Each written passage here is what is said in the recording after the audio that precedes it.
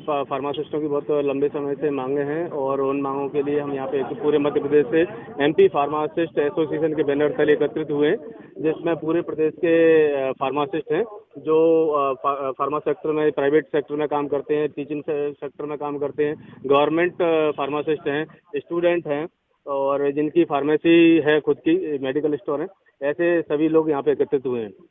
यहाँ पे हमारी बहुत दिनों से एक लंबित मांग है जो बहुत जरूरी मांग है, जिनका पीसीआई में 20 साल से कम चुनाव नहीं हुए हैं।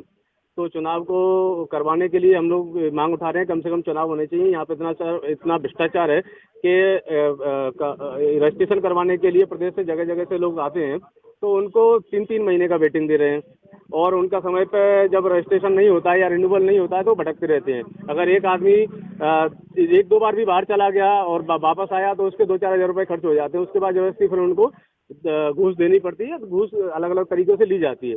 तो हमारा ये सरकार से डिमांड है कि कम से कम यहाँ पे चुनाव प्रक्रिया करवाई जाए और यहाँ पे जो भ्रष्टाचार हुआ है, बिना फार्मासिस्ट के सैकड़ों हज़ारों मेडिकल चल रहे हैं एमपी में, तो उस पर कम से कम रोक लगाई जाए। डीआई जो है वो प्रॉपर जाके सर्वे करें। किराएबाजी जो चल रही है, फार्मासिस्ट लोग बेरोजगार हो रहे हैं और मेडिकल बिना लाइसेंस के चल रहे हैं, वो बंद हो। कॉलेज में जो प्रोफेसर हैं उनको पूरी सैलरी नहीं देते हैं, फार्मेसी कॉलेज के जो डीन और जो मालिक होते हैं, तो हमारा उनसे भी अनुरोध है और इसी मांगों को लेकर यहाँ पे हम लोग एकत्रित हुए हैं।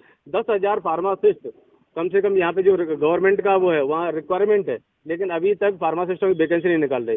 350 से ज़्यादा फार्मासिस्ट हमारे कोविड में काम किए, उन्होंने अपनी पूरी मेहनत से काम किया, लेकिन उनको भी कोई अभी ना संविदा किया है, ना उन्होंने कुछ उसके लिए बोला है। तो हम इन मांगों के लिए यहाँ आए हैं।